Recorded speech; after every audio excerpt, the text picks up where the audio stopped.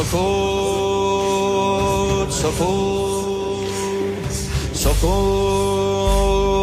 سکوت فاطمه به مسجد آمده است یا که این خود محمد است آمده نشان دهد به شهر رهبر سقیف مرتد است سران کودتا مقابلش همه به وحشت آمدن ز خشم فاطمه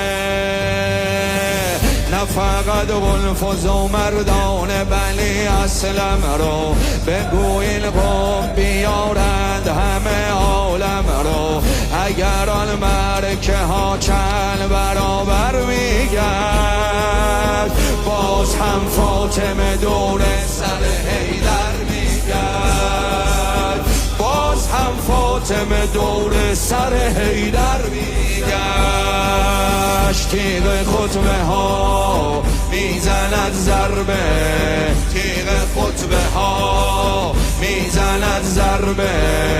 مثل الامام